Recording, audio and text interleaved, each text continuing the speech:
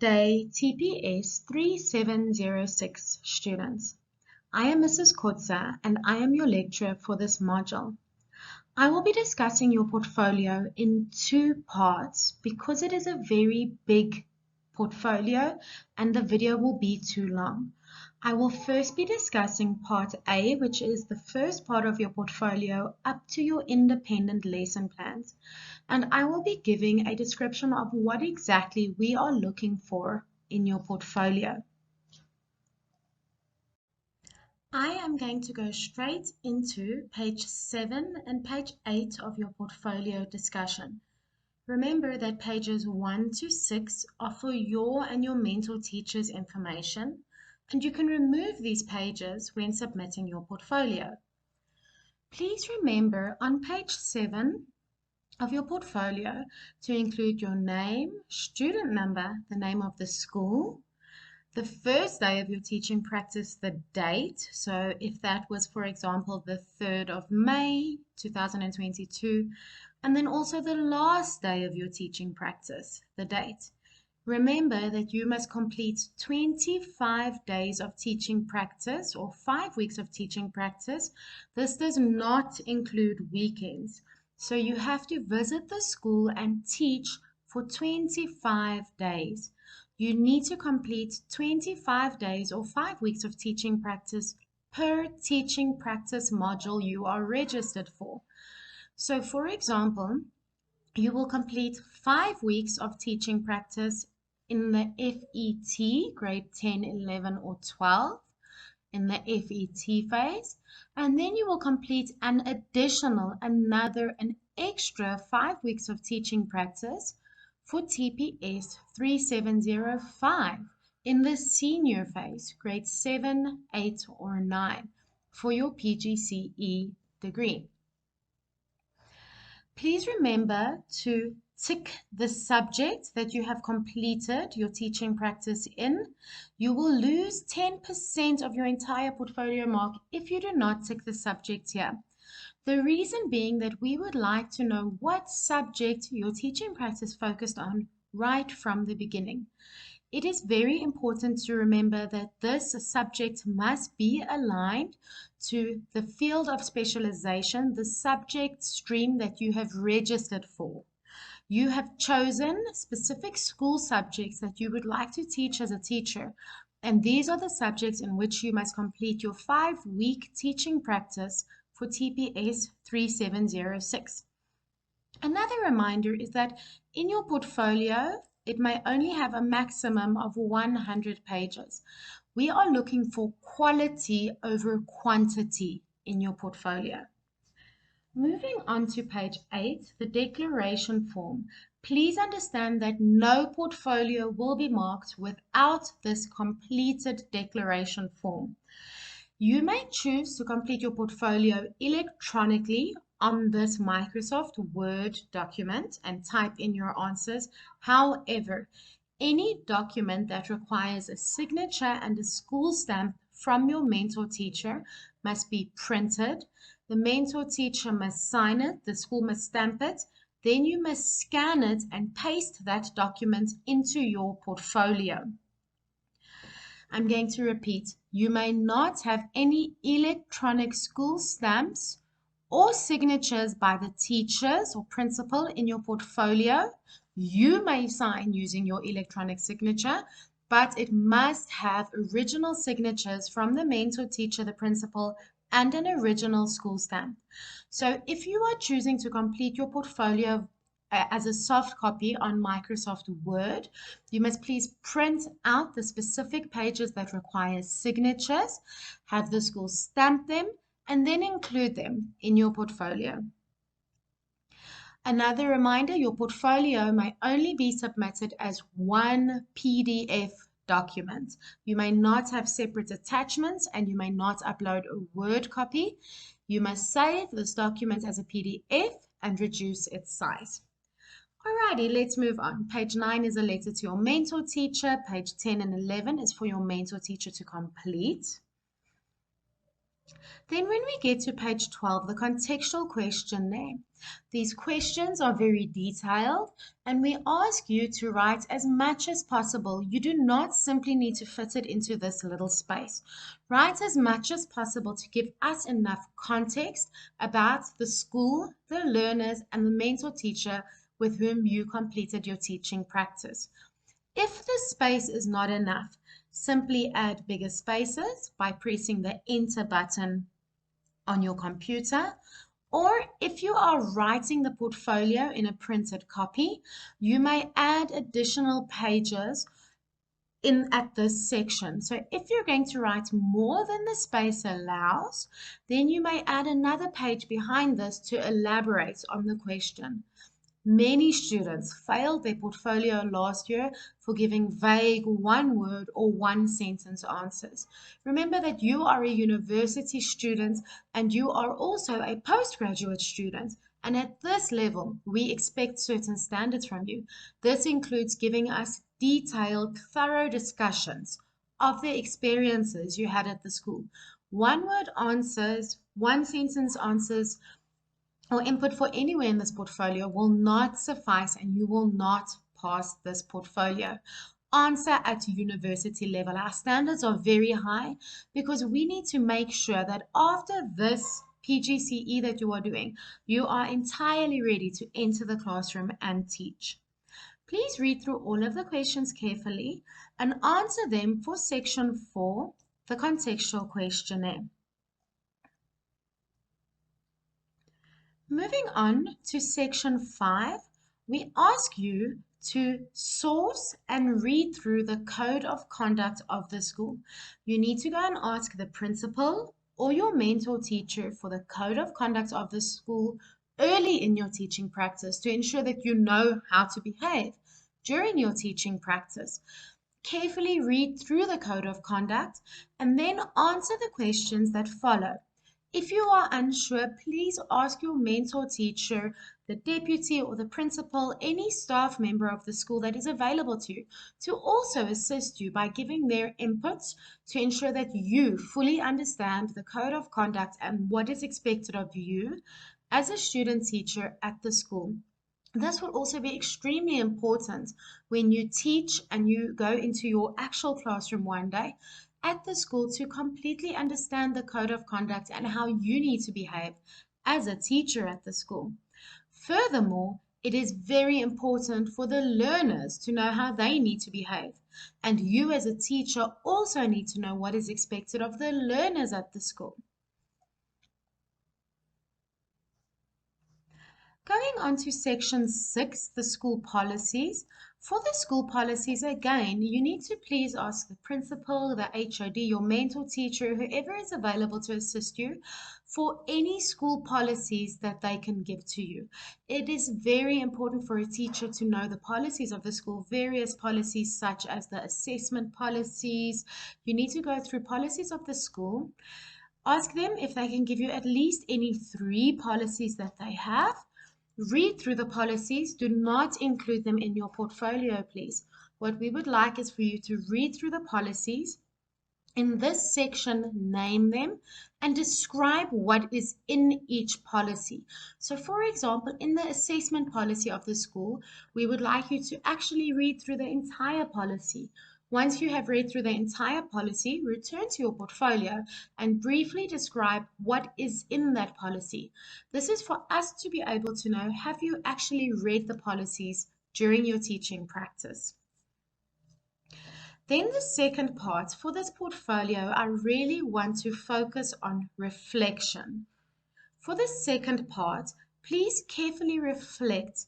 Add a lot of detail with your reflection so that we know that you have given thought and that you have grown from this process, that you have learned in this process.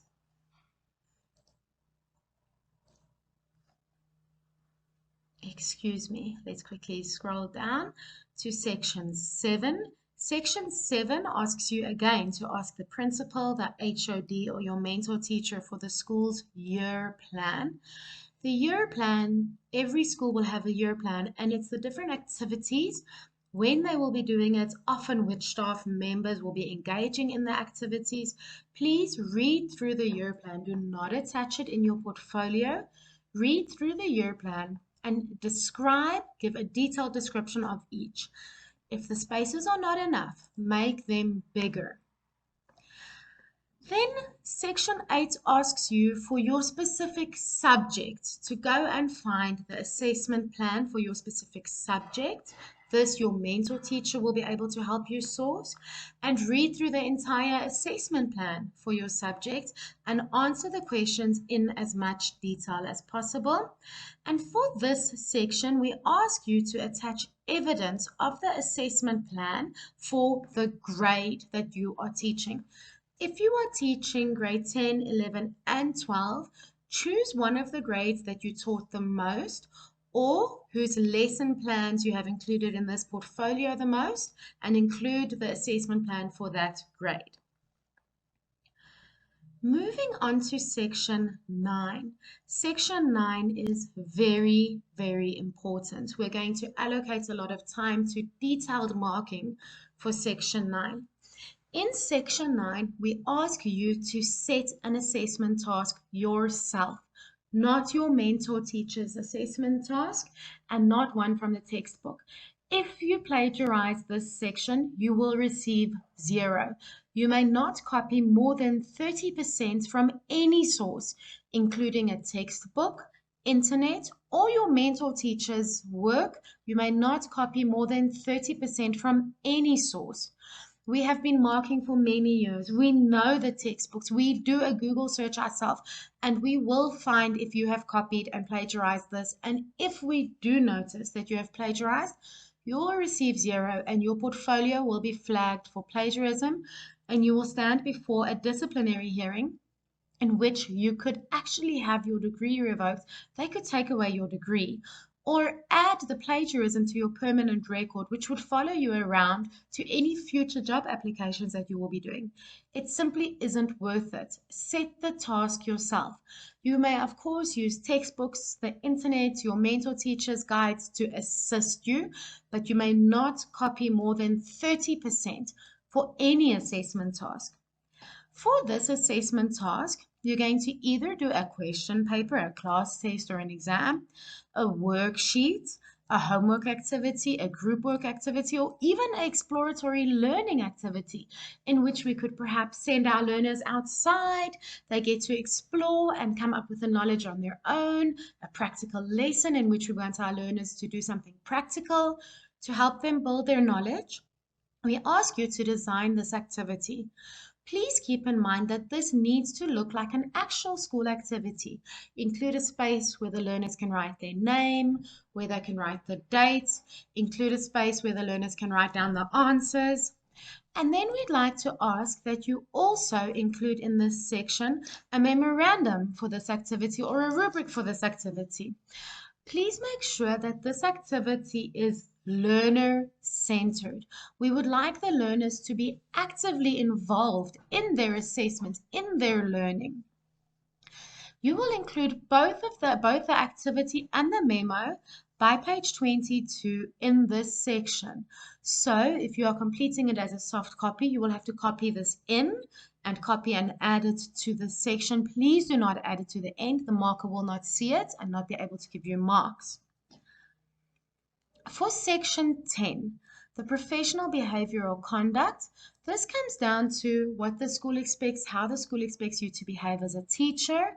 Please get access to these documents, read through them early in your teaching practice, and give detailed answers to the questions for this section. We again give a lot of focus when we're marking to the reflection. What we want to know is, what have you learned through this activity? Reflection is such an important task for a teacher. Every lesson I teach, every activity I do, I need to sit and reflect and think about what have I learned and how can I do it better for my learners next time. Section 11, you have to participate in any extramural activity, any extracurricular activity at the school. This could be potentially an activity early in the mornings where the learners come in and have extra lessons in the morning, a Bible study group, an activity that takes place during break, a debate club, an activity that takes place in the afternoon, soccer, cricket, netball practice. The reason that I have asked you to participate in an extramural activity is because this forms such a big part of a teacher's work. A teacher spends many, many hours before school, during break, and after school in activities that are not aligned to the lessons she's going to teach, but to the overall involvement of the school. You have to find an activity to participate in. Then we're going to ask you to describe and reflect on the extracurricular or extramural activity you've participated in. And the mentor, teacher, or the coach needs to sign that you did attend these activities, you were involved in these activities as a student teacher. From my experience at schools, I know that student teachers that try to fly below the radar, that are not involved in any extracurricular activities, are often not accepted back at the school for another teaching practice. And students who are really involved, who get involved with extracurricular activities, who really show an enthusiasm to be part of the whole school approach, the whole life of the school, those students are often looked at when a vacancy at the school opens, and it just reflects so well on those students. They learn so much more from being involved as a teacher as a whole in the school life. Also, your relationship with the learners will improve so much, because if you are able to say to one of your learners, I watched your soccer practice, well done, that was an excellent goal, that is going to really improve your relationship with the learners. They will know that you care about them on a personal level as well, that you care about what they do outside of the classroom. And this could help with the relationship you have with them in the classroom. It could even help with behavioral issues. Then for section 12 is not a must, it's not compulsory. You can choose to do this if the school has any available training courses and they will allow you to participate in it. Please participate in those courses and you can add in to get extra marks in your portfolio. For section 13, we ask you to attach the classroom timetable. This means the timetable from your mentor teacher, her timetable, and also your personal timetable, the timetable for the lessons that you have to observe or teach the classrooms. Please attach both timetables in this section. Then for section 14, we ask you to give an overall discussion about what your mentor teacher does in a week.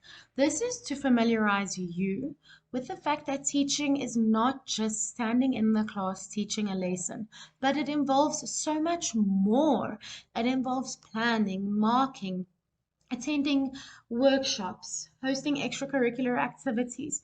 So please ask your teacher if they can give you a discussion, your mentor teacher, if they can give you a discussion of everything that they do in a week for the school and discuss it in each of these spaces in detail. These spaces will most more than likely not be big enough. And that's great. If you need more space, you press enter on your keyboard, you make the space bigger, or you add sections to this page. Section 15 asks for your abbreviated CV or resume. This must be a short 2 to 4 page CV or resume.